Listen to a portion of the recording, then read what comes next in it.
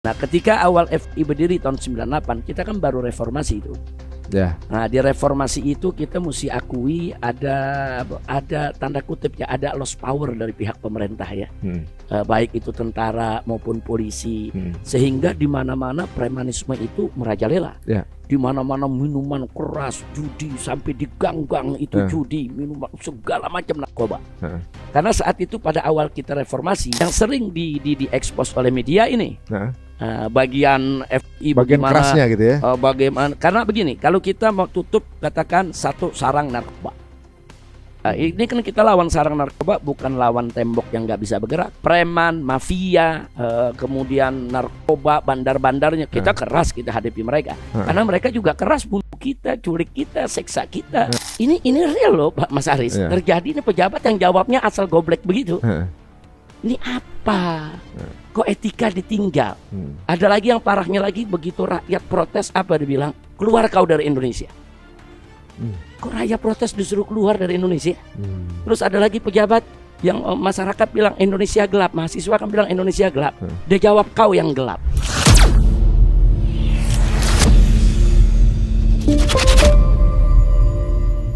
Assalamualaikum warahmatullahi wabarakatuh. Selamat ketemu lagi di Cerita Untung teman-teman semuanya. Assalamualaikum Be. Waalaikumsalam warahmatullahi wabarakatuh. Sebelumnya terima kasih Be untuk kemudian bisa menjadi tamu kita nih. Suatu kebanggaan bagi kita untuk bisa ada di sini nih. Waduh. Nah sekarang kalau bicara soal pluralitas atau pluralisme gitu ya, kan dulu zamannya kita tahu ya, ini yang Front Pembela Islam waktu itu kan namanya besar gitu.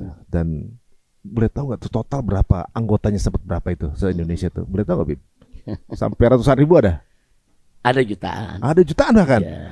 Nah, jadi pengurus, anggota, simpatisan cukup banyak, menyebar hampir di seluruh provinsi di Indonesia. Nah, itu kan kalau yang seperti tanya hal sebelumnya nih, waktu zaman media itu belum seperti banyak sosmed, yang nongol di permukaan seperti propaganda kerasnya. Padahal orang banyak yang nggak tahu ketika tsunami FPI terjun di sana. Bahkan sampai antum ikutan evakuasi mayat saat itu gitu kan. Itu nggak keluar di media gitu. Tapi anda kemudian terpapar info itu. Kemudian kalau ada bencana ada rompinya. Berapa kali kita lagi acara banjir waktu itu ya. Di tahun 2018-19 kita turun, FPI udah di sana. Kalau kita turun udah ada orang FPI gitu ibaratnya. Nah, ini kan sesuatu yang kita lihat kayaknya berarti sebenarnya FPI butuh PR juga waktu itu kan, kita pikirkan, maksudnya bahwa mungkin kalau tidak personal branding, di-brandingin orang, akhirnya benar di-brandingin dengan media seolah-olah keras seperti itu. Dan seperti kita tahu bahwa akhirnya ditutup sekarang kan. Nah kalau antum sendiri memandang waktu itu berapa tahun dah FPI waktu ditutup itu? Di tahun 22 tahun. Udah 22 tahun. 22 tahun. Dengan jutaan yang udah ikutan, dengan manfaat positif yang nggak terbuka di masyarakat gitu, tapi masyarakat merasakan impact-nya gitu kan. Itu ketika akhirnya ada keputusan itu gimana tuh? Jadi menarik. FPI ini kan organisasi sosial masyarakat keagamaan. Ya. Jadi kita memang sebagai ormas yang namanya sosial kemasyarakatan, kita harus peduli dengan urusan sosial kemasyarakatan, termasuk urusan kemanusiaan. Maka itu memang Front Pembela Islam dari mulai sejak awal didirikan, mereka sangat peduli dengan kemanusiaan, selalu berusaha terjun lebih dulu, sigap untuk membantu saudara-saudara kita yang kena bencana, dan tanpa memandang agama. Nah, apapun agama korban daripada bencana tersebut, keyakinannya, apapun golongan, partainya, sukunya, nah semua kita bantu. Nah, tapi di samping itu sebagai organisasi keagamaan kan punya tanggung jawab juga soal amar ma'ruf nahi munkar. Nah, tidak melulu hanya tanggung jawab soal dakwah ya kemanusiaan, ada tanggung jawab amar ma'ruf nahi munkar. Nah, ketika awal FPI berdiri tahun 98, kita kan baru reformasi itu. Nah, di reformasi itu kita mesti akui ada tanda kutip ya, ada lost power dari pihak pemerintah ya. Baik itu tentara maupun polisi. Sehingga di mana-mana premanisme itu merajalela. Di mana-mana minuman keras, judi, sampai di gang-gang itu judi, minuman segala macam narkoba. Karena saat itu pada awal kita reformasi kan polisi lagi berbenah diri, ya kan. Kemudian tentara berbenah diri, pemerintahan baru juga lagi berbenah diri. Nah sehingga pada kondisi seperti itu banyak yang memancing dalam air keruh. Nah sehingga premanisme merajalela, narkoba merajalela, disitulah FPI tampil. Jadi FPI bukan sekedar terjun dalam konteks kemanusiaan, tapi juga harus terjun dalam mencegah kemunkaran yang merajalela di tengah masyarakat. Nah, yang sering diekspos oleh media ini bagian FPI bagian bagaimana, kerasnya gitu ya. Bagaimana? Karena begini, kalau kita mau tutup katakan satu sarang narkoba, ini kan kita lawan sarang narkoba bukan lawan tembok yang nggak bisa bergerak, bukan lawan tiang yang diam, tapi di sana kan ada bandarnya, ada kurirnya, ada premannya, ada mafianya. Jadi kalau kita mau tutup satu sarang narkoba, kita mesti siap dong menghadapi mereka. Mereka nggak bakal diam. Mereka juga punya senjata untuk menghadang kita, untuk ngusir kita. Ada backing lagi? Oh iya. Apalagi ada oknum-oknum pejabat bejat yang membackingi mereka. Yang kalau nanti kita clash dengan mereka, kita yang ditangkap, bukan mereka yang ditangkap. Nah ini kan gitu ya? Ini kan kejadian-kejadian pada saat awal FPI itu berdiri. Nah sehingga pada saat FPI bentrok dengan preman-preman tersebut di berbagai daerah, itu yang diekspos oleh media. Sehingga orang udah ini FPI serem ini main sikat ini main hantam ini. Ya kita akui kalau preman, mafia, kemudian narkoba, bandar-bandarnya kita keras kita hadapi mereka. Karena mereka juga keras bunuh kita, culik kita, seksa kita. Kalau ketangkap gitu ya? Oh iya dong. Nah, ini kan kalau terjadi perang antar geng aja udah kalang kabut. Nah ini perang antar mereka yang menegakkan amar ma'ruf nahi munkar dengan para penyebar maksiat. Saya pernah datangnya ada 40 wartawan dari luar negeri. Waktu itu didampingi sama salah satu kepala politik kedutaan Amerika Serikat. Waktu lagi rame-rame ini FPI perang lawan judi, lawan ini, mereka tanya. Tapi saya mau tanya satu. Kenapa FPI kok turun sana, tutup judi, tutup ini, tutup itu, kok kelihatannya mengerikan, kata mereka. Ini wartawan ini semua. Saya nggak panjang-panjang jawab. Baik, saya mau tanya sama Anda semua. Tolong jawab dulu. Kalau Anda bisa jawab ini, pertanyaan Anda akan saya jawab. Saya mau tanya dulu. Apa yang Anda lakukan atau masyarakat di negeri Anda lakukan bila pejabat bejat berkolaborasi dengan penjahat? Kalau pejabat sudah berkolaborasi dengan penjahat, sehingga aneka ragam maksiat menyebar di mana-mana, apa yang Anda lakukan? Jawabannya apa? Yang dari Amerika, saya udah paham jawabannya bagaimana, saya ngerti. Nah, terus yang satu, oh iya kalau begitu memang masyarakat harus bertindak. Nah, itu yang kami lakukan. Kalau pejabat dengan penjahat sudah berkolaborasi, kita cuma punya dua pilihan, Mas Aris. Diam dan kelak akan jadi korban, atau melawan. Nggak ada pilihan lain. Kalau kita diam, narkoba akan semakin merajalela. Bisa jadi anak-anak keturunan kita akan jadi korban semua. Tapi kalau kita lawan, masih ada kemungkinan kita menang. Waktu belum tentu menang, tapi ada kemungkinan menang. Kemungkinan kita menang. Daripada udah pasti kalah. Oh iya, kalau diam udah pasti kalah. Nah, itu yang kita tanyakan, dan semua dengan jawaban itu mereka paham. Oh iya, kalau pejabat sudah dengan penjahat sudah berkolaborasi, masyarakat harus berdaulat. Masyarakat harus berbuat, masyarakat harus bertindak. Nggak bisa. Apalagi negeri kita ini kan kedaulatannya di tangan rakyat.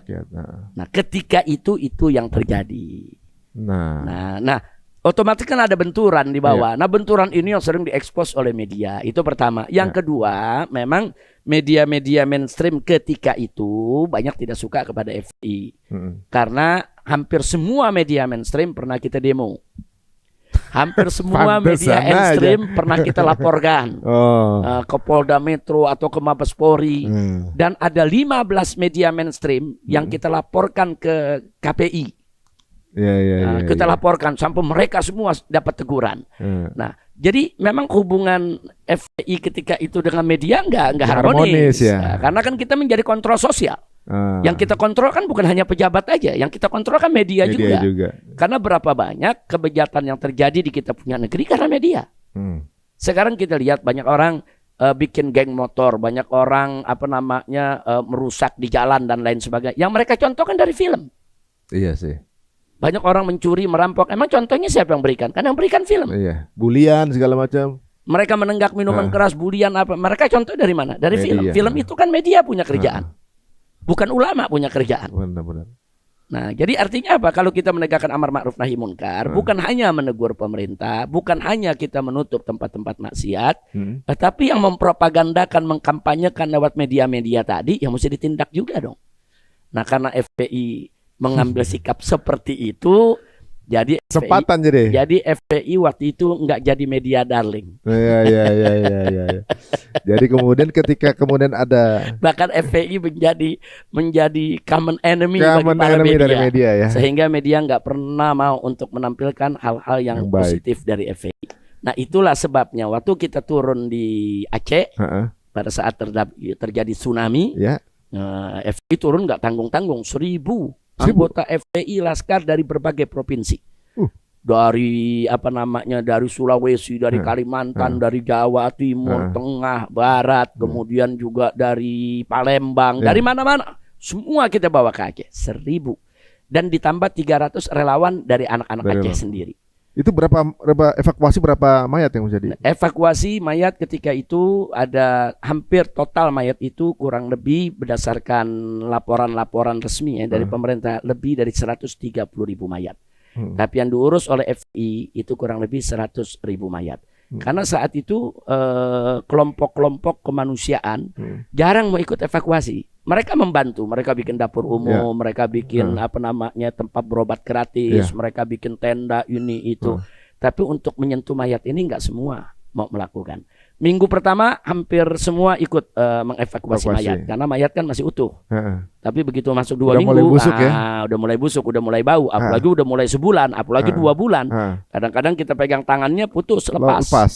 Nah, di saat-saat itu mulai mundur itu organisasi-organisasi komunitas yang evakuasi mayat banyak yang mundur. Nah, paling-paling yang nggak mundur ya FPI. Kemudian tentara dari angkatan laut maupun angkatan darat itu juga ada melakukan evakuasi. Kalau yang lain-lain kebanyakan mereka mundur. Apalagi yang dari luar negeri, dari hari kedua ketiga udah mundur. Lihat pemandangan ribuan mayat kiamat gitu ya. Bertumpuk di situ, udah mundur. Apalagi setelah 1 minggu tsunami itu beredar isu, awas jangan sentuh mayat. Mayat ini ada virusnya. Disebarluaskan itu. Nah, lebih banyak lagi yang mundur. Makanya 1.000 kita punya laskar kita kumpulkan di masjid waktu itu depan makam Taman Pahlawan yang ada di Banda Aceh. Itu kita bahas. Nah, karena ini kan goyang juga kalau dibilang virus. Goyang kalau dibilang virus. Nah, kalau laskar kita goyang semua, habis sholat subuh kita berikan support. Jadi kita katakan ingat ya bahwa virus itu makhluk Allah. Yang mengatur virus itu nyebar atau tidak nyebar itu Allah. Yang menentukan virus itu kena sama kita atau tidak itu juga Allah. Jangan terpengaruh dengan isu ini. Isu ini belum ada pembuktiannya. 1. Kedua, yang penting kalian pada saat evakuasi mayat ikuti prosedur. Pakai sarung tangan, ya kan pakai masker kan kita ada prosedurnya. Ada sepatu yang kita pakai. Bagaimana cara ngambilnya, masukin ke kantong mayatnya. Kemudian pulang dari sana kita udah sediakan tempat untuk mandi, mandi untuk membersihkan diri dari kuman dan lain sebagainya. Ikuti aja prosedur. Nah, dengan kita berikan begitu, anak-anak kita nggak ada yang mundur satupun juga. Itu pada di momen itu kalau nggak salah konflik di Aceh masih ya? Masih. Jadi saat itu kita punya pengalaman di Long ya. Nah, Long itu daerah memang yang ditengarai banyak aktivis GAM ketika itu. Karena kan daerahnya pebukitan, ada bukit-bukit, gunung-gunung. Jadi tentara nggak mau masuk ke Long. Karena kalau tentara masuk ke Long untuk ngumpulin mayat, mereka bisa menjadi korban snipernya GAM. Jadi itu bahaya berarti dong. Itu memang daerah daerah yang tidak direkomendasikan. Nggak ada ormas-ormas yang berani masuk ke sana dan dilarang oleh TNI. Sementara saudara-saudara kita dari GAM ini, mereka juga nggak berani turun untuk ngumpulin mayat. Karena kalau mereka turun nanti disergap TNI. Sama-sama tuh. Nah, jadi yang ini nggak bisa turun, padahal kan yang di bawah ini yang mati banyak keluarga mereka juga, kerabat mereka. Mereka turun takut disergap TNI, TNI juga mau evakuasi takut ditembakin GAM. Disitulah FPI berperan. Jadi kita maju, kita nggak ada Pangdam ketika itu, kita bilang kita minta izin, kita mau kirim 500 laskar untuk evakuasi mayat di Long. Karena di Long itu ada pabrik semen atau apa gitu di pinggir laut. Itu bisa ada 5.000 lebih. 5.000 jenazah buruh yang kerjanya mati di situ. Gak ada yang selamat satupun juga. Di pabrik itu. Ada 5.000-an jenazah. Nah, jadi kita minta, tadinya TNI nggak ngizinin. Ya, tapi kita bilang ini mayat mau diapain? Kita bilang kita nggak tanggung jawab. Kalau Anda jadi korban GAM, saya yakin GAM nggak bakal nembakin kita. Nah, akhirnya diizinkan. Nggak ada masalah. Nggak ada masuk. Kita kerja dengan gerak cepat. Kenapa biasanya kita ngirim cuman di sana 10 laskar, sini 10 kali ini yang kita kirim nggak tanggung-tanggung 500 karena banyak dan kita mau kerja cepat. Nah, akhirnya kita kerja. Kita kerjakan itu semua. Cuman yang di situ banyak mayat yang kita nggak bawa ke pemakaman massal. Kenapa itu? Jadi kita makamkan langsung di situ. Di selain pemakaman massal, di Long itu ada pemakaman juga. Langsung dimakamkan di situ. Jadi dimakamkan secara hormat ya. Singkat cerita, setelah selesai semua mayat udah rapi kerja, GAM turun perwakilannya. Salaman, ngucapin terima kasih. No problem, mereka enggak nembakin kita. Kemudian mereka naik lagi, masuk. Nah, begitu kita keluar pun juga disambut oleh tentara TNI. Nah, dari situlah akhirnya Ana mengambil inisiatif ceramah di Masjid Raya Baitur Rahman. Nah, kita ceramah, semua komponen hadir. Di situ kita minta supaya stop konflik senjata. Pada saat itu masih ada Paramizar yang jadi komandannya. Paramizar jadi komandan dan beliau juga bawa pasukan. Sempat terjadi kontak senjata dengan GAM. Agar kita minta tolong TNI jangan lagi melakukan operasi militer. Dan kita minta juga GAM jangan lagi bawa senjata. Ini kita di sini ingin evakuasi mayat, kerja kemanusiaan. Kita merasa tidak aman dan tidak nyaman kalau ada konflik senjata. Itu kita sampaikan. Kita sampaikan dengan tegas. Kita minta tolong stop itu yang namanya kontak senjata. Nah, setelah itu ada pembicaraan entah bagaimana. Saat itu juga kan masih ada perundingan Helsinki kan masih berjalan. Nah, akhirnya alhamdulillah kontak senjata di stop. GAM tidak ada yang melakukan kontak senjata. Dari TNI juga stop. Bahkan ada beberapa pemuda GAM datang ke tenda kita melamar diri untuk jadi relawan. Masya Allah. Ya, kita terima. Kita buat tenda sendiri. Mereka ikut ngebantu untuk evakuasi. Nah, jadi kemanusiaan itu indah. Masya Allah. Iya, jadi bisa menyatukan semua, bisa menyetop kontak senjata yang ada. Nah, itu waktu di akhir. Yang begini nggak masuk TV, nggak masuk media. Makanya. Saya dapat infonya doang, tapi saya nggak terpapar, nggak semua orang bisa terpapar hal ini gitu ya. Dan sekarang sepertinya ya perlu ada sih peran-peran seperti ini, dikarenakan sekarang yang sedang terjadi kan darurat premanisme nih sekarang, Beb. Sampai ada ungkapan kembalikan Petrus, dikarenakan banyak premanisme di mana-mana gitu ya. Bahkan sampai ada salah satu perusahaan mobil listrik terbesar di Asia nih udah mau pasang pabrik di sini nggak jadi gitu. Kita dengar sampai begitu beritanya, gara-gara premanisme gitu misalnya. Nah, kan nggak ada nih penetralisir nih sekarang yang bisa dibilang organisasi masyarakatnya. Kalau antum gimana darurat yang ada sekarang nih? Ya, kita belajar dari FPI. FPI ini bukan organisasi preman. Organisasi sosial, kemasyarakatan, kemanusiaan. Pemerintah berani bubarin. Kenapa organisasi preman nggak berani dibubarin? Ada apa? Sebenarnya jawabnya udah jelas. Karena banyak dari ormas-ormas preman tadi pembinanya para pejabat. Nah, kalau pembinanya pejabat bagaimana ceritanya? Itu yang tadi saya katakan waktu kita kita bicara dengan media asing. Apa yang mesti kita lakukan kalau pejabat dengan penjahat sudah berkolaborasi? Mereka saling memanfaatkan satu sama lainnya, saling melindungi. Nah, mestinya ormas-ormas yang memang sudah terbukti melakukan pemerasan, melakukan intimidasi dan teror, kalau masih berupa oknum itu tangkap, berikan peringatan kepada ormasnya. Tapi kalau itu sudah sistematis, struktural, memang ormasnya seperti itu di berbagai daerah, ya bubarkan. Bubarkan. Kenapa mesti takut? Kemarin pemerintah berani bubarin hati preman. Nah, yang jelas-jelas preman mengganggu masyarakat, mengganggu daripada ketenangan usaha, bisa mengganggu investasi. Nah, kalau masih berupa oknum, kalau memang organisasi tersebut secara umum bagus, cuman ada oknum-oknumnya yang nggak baik, ya oknumnya tangkap, penjarakan mereka semua. Nah, tapi kalau sudah struktural, masif, memang organisasi ini di berbagai daerah sok jago, di berbagai daerah jadi tukang peres, di berbagai daerah meresahkan masyarakat, bubarkan, nggak peduli pembinanya siapa. Nah, maka itu sekarang saya minta pejabat-pejabat tinggi, termasuk presiden sekalipun, nah, kalau namanya masih tercantum sebagai pembina-pembina di organisasi semacam ini, segera tarik itu nama. Itu akan memalukan si pejabat. Karena ke depan rakyat udah muak dengan yang begini. Makanya tadi yang Pak Mas Ari katakan, sampai saking muaknya masyarakat, sampai ada yang minta diadakan Petrus. Itu kan menunjukkan masyarakat udah muak. Walaupun saya pribadi nggak setuju. Dalam konteks agama juga Petrus itu bukan jalan keluar. Justru Petrus itu juga pelanggaran HAM. Bukan orang tadi diambil. Dalam Islam, sejahat apapun perampok, sejahat apapun pembunuh, proses hukum. Proses hukum, ada hukumnya. Kalau memang harus dihukum mati, hukum mati lewat putusan pengadilan. Nah, bukan hukum mati lewat main hakim sendiri. Kecuali kalau rampok-rampok tadi umpamanya menggunakan senjata, adu tembak dengan aparat, kemudian tertembak mati, ya aparat nggak salah.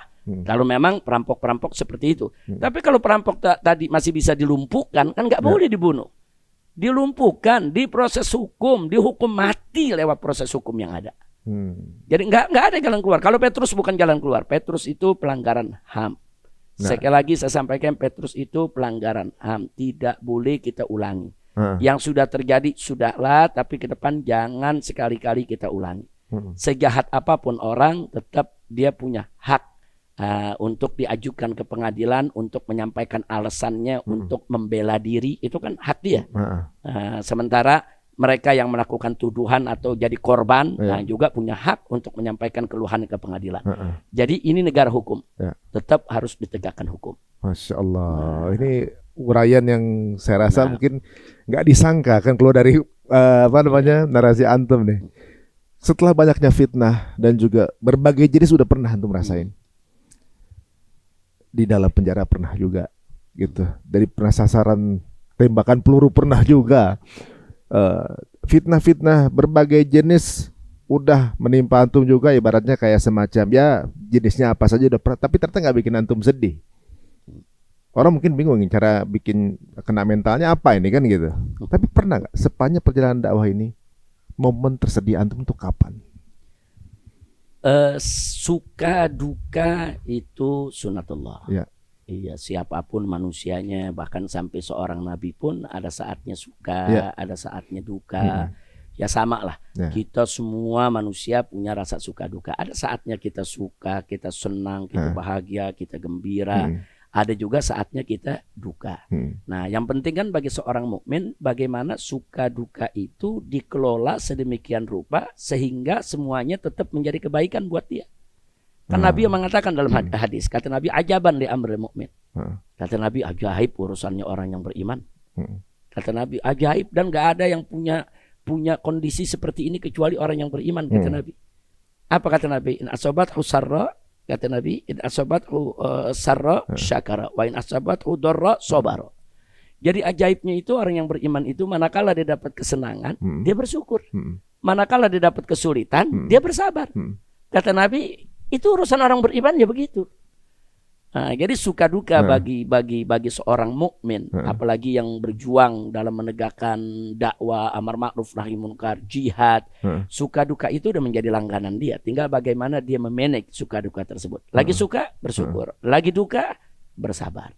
Nah, jadi ada sedihnya, ada dukanya ada. Manakala kita berpisah jauh dari keluarga aja kan sedih, bukan nggak sedih, sedih ada. Tapi bagaimana kita memanage kesedihan tadi? Manakala kita dapat katakan seperti anak punya pengawal murid 6 orang, 6-nya masih muda, santri bukan penjahat, mereka diculik, kemudian disiksa, dibunuh, setelah dibunuh difitnah lagi bahwa mereka yang salah. Ada rasa sedih ada juga, bukan tidak sedih. Siapa nggak sedih? Nggak mungkin kita nggak sedih. Tapi bagaimana kita manage kesedihan kita tadi dengan sabar, jangan sampai mengantarkan kepada sikap putus asa atau sikap mengeluh menyalahkan Allah. Nggak boleh. Nah, sebetulnya suka duka ya memang harus kita hadapi dan harus kita kelola sebaik-baiknya. Insya Allah kalau itu yang kita lakukan, semua jadi baik buat kita. Karena Nabi yang mengatakan ajaban li amril mu'min. Kata Nabi, udah ajaib, udah urusan orang beriman. Semua urusannya khair, kata Nabi. Semua urusannya khair. Dan ini hanya orang beriman yang punya. Dia ketimpa senang, dia syukur, dia ketimpa susah, dia sabar. Udah orang beriman selalu khair dalam kehidupannya. Masya Allah. Mungkin banyak yang nyangka ya, berarti kalau antum sebenarnya waktu di penjara waktu itu ya, keluarnya berubah, udah jadi nggak kayak dulu. Ternyata masih sama juga gitu ya. Orang nyangka apa yang bisa bikin kena mental biar jadi kemudian lebih bisa diatur. Ternyata antum sesuai jalan Allah aja gitu ya. Insya Allah. Karena di penjara pun, selama kita berkali-kali di penjara pun juga kita bisa jadi media dakwah. Saya dengar itu ada yang jadi pengajian di sana. Di penjara kan, di penjara itu kan kita nggak dilarang untuk sholat berjamaah bersama, bikin pengajian, bikin daurah, bikin training. Katanya pada nangis pas antum pamitan tuh. Oh iya, jadi ya sama lah, kita juga nangis meninggalkan mereka.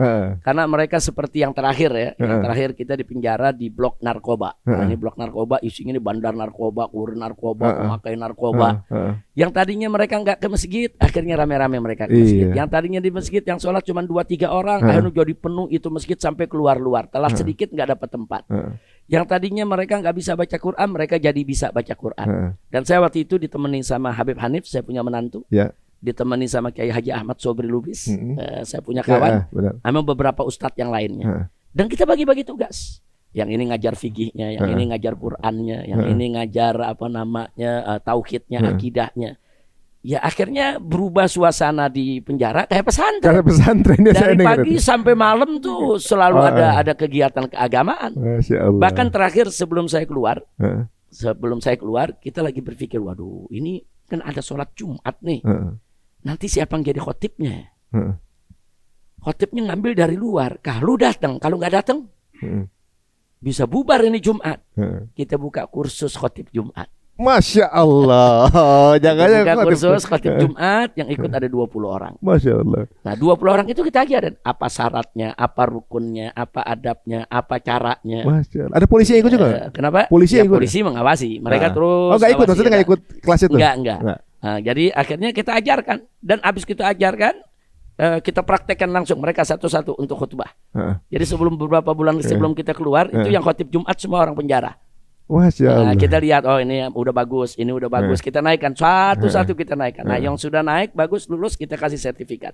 Waduh. Sertifikat lulus sebagai khotib Jumat. Nah kemudian anak-anak ini kan ada yang dipindah ke Salemba, ada yang dipindah ke Cipinang. Ternyata begitu dipindah ke Salemba, dia bisa jadi khotib Jumat di sana. Yang dipindah ke Cipinang, dia bisa jadi khotib Jumat di sana. Nah jadi itu muncul karena kekhawatiran kita ini, kalau kita tinggal nggak ada yang bisa jadi khatib, gimana ini? Nah, akhirnya ternyata ada 20 yang bisa jadi khatib. Masya Allah. Dan bagus bacaan mereka, bisa jadi khatib, bisa jadi imam. Nah jadi kalau kita memanfaatkan waktu kita di penjara untuk dakwah seperti itu, kita nggak berasa di penjara. Iya. Cuman kita di luar dakwah, di penjara dakwah, cuma beda tempat aja. Iya. Sama-sama dakwah. Nggak ngaruh jadi ke sana. Nggak ngaruh ya. Jadi mau dimanapun posisinya selalu akan memberikan manfaat. Ini masa luar biasa. Amin ya rabbal alamin. Sebagai penutupnya, Bib, ada pesan nggak buat kita nih? Dengan keadaan seperti sekarang ini, tingkat sakit mental ini naiknya luar biasa. Terus kemudian kemiskinan juga naik, lapangan pekerjaan juga sulit. Misalnya sekarang nih, maksudnya pasti orang tuh butuh ya nasihat lah, Bib, gitu. Ibaratnya kayak bagaimana sih cara menghadapi kehidupan di zaman sekarang yang penuh dengan cobaan yang berbeda-beda di setiap orang? Iya. Ya, saya ingin menyampaikan nasihat untuk diri saya khususnya, begitu juga buat Mas Ari dan buat semua yang mengikuti acara ini. Dalam kondisi apapun, termasuk kondisi yang kita hadapi saat ini, maka jangan lupa kita harus selalu meningkatkan takwa kita kepada Allah dan istiqomah. Karena takwa itu yang menjadi kunci kebahagiaan dunia akhirat. Takwa itu yang menjadi solusi bagi segala problem. Man yattaqillah yaj'al lahu makhraja. Allah yang menjanjikan. Barang siapa yang bertakwa kepada Allah, Allah akan jadikan bagi dia makhraj. Makhraj itu solusi. Solusi bagi segala problem kehidupan. Jadi yang tadi Mas Ari katakan, kita kan beda-beda nih problemnya, masalahnya. Apapun bedanya kita punya problem, kuncinya takwa kepada Allah. Karena Allah yang janji, mayattaqillah, barang siapa yang takwa kepada Allah, ya jalahu makhraja. Enggak sampai di situ, wa yarzuquhu min haitsu la yahtasib. Dan Allah akan berikan dia rizki dengan cara yang tidak terduga. Dengan cara yang dia tidak pernah kira. Nah, artinya dalam kondisi seperti ini, yuk kita tingkatkan takwa kita kepada Allah. Baik itu ulama maupun umara, begitu juga masyarakat umum, yuk kita bertakwa kepada Allah. Nah, khusus untuk para ulama, dalam kondisi seperti ini mestinya harus lebih berperan, lebih proaktif untuk memberikan arahan, tauji, irsyad kepada masyarakat. Karena masyarakatnya butuh bimbingan. Apalagi sekarang judol udah merajalela di mana-mana, orang banyak yang stres, bahkan ada keluarga yang bunuh diri. Nah, ini nggak bisa. Ini peran ulama sangat diperlukan. Ulama harus lebih proaktif, lebih giat, lebih aktif, memberikan nasihat kepada masyarakat tanpa khawatir kalau nasihatnya tuh nggak didengar masyarakat. Itu urusan lain, dengar nggak dengar. Yang penting kita laksanakan kewajiban kita. Nah, kemudian ulama-ulama juga ya harus memberikan contoh. Nah, artinya mereka antara ucapan dengan perbuatan seiring sejalan. Jangan mengajak orang takwa, dirinya sendiri nggak takwa. Jangan mengajak orang taat, dirinya sendiri tidak taat. Nah, karena kan dakwah itu sebagaimana Allah ingatkan dalam Al-Quran, ud'u ila sabili rabbika bil hikmah. Bil hikmah. Jadi kata Allah, ajaklah ke jalan Tuhanmu dengan hikmah. Hikmah itu al-ilmu nafi, ilmu yang manfaat. Ilmu yang manfaat itu ilmu yang diamalkan. Dengan kata lain, ayat ini memerintahkan kita untuk berdakwah dengan hikmah, artinya berdakwah dengan perkataan dan perbuatan. Berdakwah dengan kesuri tauladanan. Berdakwah dengan contoh yang real di tengah masyarakat. Jadi hikmah di sini bukan hanya diartikan lembut, ramah, santun, lebih dari itu. Hikmah di sini ya berikan contoh. Kita mengajak orang untuk berderma, ya kita berderma dong. Kita ngajak orang untuk sabar, ya kita sabar dong. Kita ngajak orang untuk berani menegakkan keadilan, ya berani dong tegakkan keadilan. Nah, jadi artinya kita minta kepada para ulamanya juga proaktif, kesian masyarakat. Masyarakat sekarang lagi terombang-ambing. Nah, khusus kalau untuk umara nih sekarang, untuk pejabat. Nah, untuk pejabat jaga etika. Saya lihat sekarang nih etika udah mulai hilang, moral mulai hilang. Nah, contohnya begini ya. Ada rakyat protes, ya kan, cabai mahal. Nah, pejabat jawab, tanam aja sendiri. Itu kan bukan jawaban yang dikehendaki oleh rakyat. Kurang bijak ya dia. Nah, terus bilang lagi, oh ini BBM mahal. Nanti jawabnya jangan beli bensin. Jangan punya mobil, jangan punya motor. Ngasih lagi masalahnya dikasih kita lagi. Nah, nanti rakyat mengatakan lagi, oh ini listrik mahal. Jawabnya apa ya? Jangan pasang listrik. Ini real loh Pak Mas Aris. Terjadi ini pejabat yang jawabnya asal goblek begitu. Ini apa? Kok etika ditinggal? Ada lagi yang parahnya lagi, begitu rakyat protes apa dibilang? Keluar kau dari Indonesia. Kok rakyat protes disuruh keluar dari Indonesia? Terus ada lagi pejabat yang masyarakat bilang Indonesia gelap, mahasiswa kan bilang Indonesia gelap. Dia jawab kau yang gelap. Bukan itu cara jawab pejabat kepada masyarakat. Kalau ngobrol di warung kopi boleh begitu. Si A mengatakan kepada si B, ente gelap. Dia jawab, lu yang gelap. Itu obrolan warung kopi. Kalau ada keluhan dari mahasiswa Indonesia gelap, maka pemerintahannya introspeksi. Di mana gelapnya? Kenapa disebut gelap? Oh, mungkin karena banyaknya korupsi yang belum dituntaskan kasusnya. Kemudian karena banyaknya teror intimidasi. Kemudian banyaknya judi online yang tersebar merajalela. Oh, pantas disebut gelap. Rapihin. Bukan orang bilang Indonesia gelap dijawab kau yang gelap. Iya, nggak punya jawaban waktu itu. Enggak begitu dong. Orang lagi protes dibilang kau pergi aja dari negeri ini. Enggak bijak. Autokritik gitu ya. Ya artinya kalau ada kritik dari rakyat, jadikan kritik tersebut untuk autokritik kita. Mana yang kritiknya benar? Oh, ini benar kritiknya. Kita lakukan perbaikan. jawab yang enak. Nah, ada lagi pejabat, rakyat lagi mengeluh ini soal sesuatu, nanti dijawabnya tuh semaunya, dijawabnya seperti ini. Begitu rakyat kritik, apa dia bilang? Kau jasanya apa pada negara? Kau nggak punya jasa pada negara, jangan banyak kritik. Apa? Rakyat ini semua berjasa. Mana ada rakyat yang nggak berjasa, Pak Ari? Mas Ari ini berjasa. Beli celana kena pajak, beli baju kena pajak, beli jam tangan kena pajak, beli sendal kena pajak, beli apa yang enggak kena pajak. Kita makan di resto ada pajaknya, kita beli BBM ada pajaknya. Itu kan rakyat yang beli semua. Berarti yang bayar pajak siapa? Rakyat. Itu pajak kan buat membangun negara. Jangan lupa, Indonesia saat ini income-nya lebih dari 80% tuh dari pajak. Oh, berarti dari rakyat? 80% dari rakyat. Income Indonesia dari pajak, berarti pajak dari rakyat. Kan mestinya dari pajak itu jangan sampai lewat dari 50%. Iya, benar. Itu 80% lebih.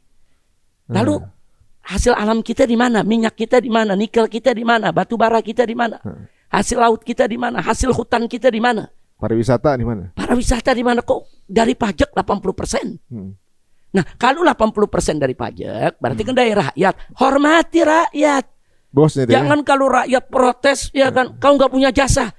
Bukan rakyat yang nggak punya jasa. Jangan-jangan yang ngomong ini nggak pernah bayar pajak. Nah, kan banyak pejabat punya perusahaan pada lari dari pajak. Kadang-kadang nggak melaporkan kekayaannya. Jagalah pejabat mesti berakhlak. Kalau ada kritik-kritik dari rakyat, hadapi yang baik. Saya lihat ada beberapa pejabat kita bagus, ada beberapa kementerian bagus. Begitu ada kritik, mereka tampung, mereka ajak diskusi. Mesti begitu. Jangan ngejawabnya cabai mahal, tanam sendiri. BBM mahal, jangan beli. Listrik mahal, jangan pasang listrik. Kalau begitu nggak usah jadi menteri, anak kecil juga bisa. Nanya sama bapaknya kayaknya gitu. Jadi jelas Mas Aris. Jadi kita pengen pejabat-pejabat kita lihatlah di zaman Pak Harto dengan segala kekurangannya ya. Pejabat tuh dalam bertutur sapa tuh rapi. Diatur ya. Dalam duduknya diatur. Maaf Pak Harto, nggak pernah duduk angkat kaki begini. Silakan adabnya lihat. Bagus ya. Adab dijaga, duduk yang rapi, ya kan. Kadang-kadang orang sekarang kaki diangkat itu dia punya sepatu di muka kita. Kalau diangkat sampai tinggi begini kan sepatu di muka kita. Jadi apa? Jadi Pak Harto itu udah ngajarin adab begini, cara bicara begini. Pak Harto kan cara bicaranya rapi, pakai bahasa Indonesia rapi. Kalau sekarang pejabat kadang-kadang kalimat kebun binatang keluar dari mulutnya. Kalimat-kalimat yang kasar, nggak ada tata krama keluar dari mulutnya. Ini kita bicara pejabat. Padahal aturan-aturan SOP pejabat kan udah ada. Ada undang-undangnya soal etika udah di training pejabat. juga gitu ya, sudah ditatar ada. Ya? Nah, jadi kita pikir supaya pejabat dicintai oleh masyarakat, ya kan, di samping mereka harus bekerja keras, jangan anti kritik. Ya, anti kritik. Kalau mereka mau jawab kritik ya yang sopan lah. Memang kritik dari rakyat belum tentu juga pas, mungkin rakyat salah paham, mungkin rakyat salah informasi. Ini kan zaman hoax ya. Mungkin ada berita hoax langsung direspon oleh masyarakat, direaksi, ternyata pemerintah sebetulnya nggak begitu. Nah, tapi jawab yang enak. Jawab yang bagus, yang akhlak. Nah, saya lihat sekarang etika nih udah hancur-hancuran nih. Nggak ngerti. Ini kenapa bisa begini? Apa gara-gara pada jadi pembina ormas preman, akhirnya pejabat ikut-ikutan jadi preman, bahasanya pun bahasa preman. Nah, saya pikir itu yang perlu kita sampaikan. Ini sekedar nasihat, dan jangan lupa kalau nasihat itu datang kepada kita, itu ibaratnya badan kita ini disiram dengan spiritus. Tahu spiritus ya? Dulu ada spiritus, kalau disiram ke badan dingin. Sejuk. Jadi kalau badan gak ada luka, disiram spiritus dingin, sejuk. Tapi kalau badan ada luka, perih. Nah, jadi kalau dengar nasihat obrolan kita nih, kalau ada yang nggak merasa perih, insya Allah nggak ada lukanya. Berarti bersih dia. Kalau ada yang perih, jangan tersinggung sama Mas Ari, jangan tersinggung sama saya. Berarti ada luka, obati lukanya. Nah, mudah-mudahan jadi manfaat buat semua. Bersayap tapi maknanya dalam. Masya Allah, luar biasa. Ya, kita doain Bib sehat terus Bib. Amin, amin. Mudah-mudahan Mas Ari juga dengan keluarga, istri, anak semua sehat walafiat. Dan mudah-mudahan podcastnya insya Allah jadi media dakwah juga. Untuk menyampaikan berita-berita yang bagus, yang benar. Jadi hoax harus kita lawan dengan hak. Dusta harus kita lawan dengan fakta. Jadi jangan berita hoax dilawan dengan berita hoax. Itu nggak boleh. Berita hoax lawan dengan dengan berita hak. Masya Allah. Dusta lawan dengan fakta. Insya Allah berkah. Ini rhyme-nya kayaknya memang udah pemain beliau nih dalam berkata-kata. Sepertinya Masya Allah, luar biasa. Teman-teman semuanya, barusan kita dengar obrolan kita dengan Habib Rizik Syihab ya. Tentunya juga banyak yang mungkin baru tahu seperti apa sebenarnya pemikiran beliau mengenai beberapa hal yang mungkin kita bisa aja salah paham. Tapi hari ini mudah-mudahan akan jadi ibaratnya tertaaruf lah gitu, bahwa sebenarnya pandangan beliau ini sama juga dengan pandangan kita gitu. Nah, jika dirasa ini menarik, monggo silahkan di-share sebanyak-banyaknya ke circle teman-teman semuanya ya.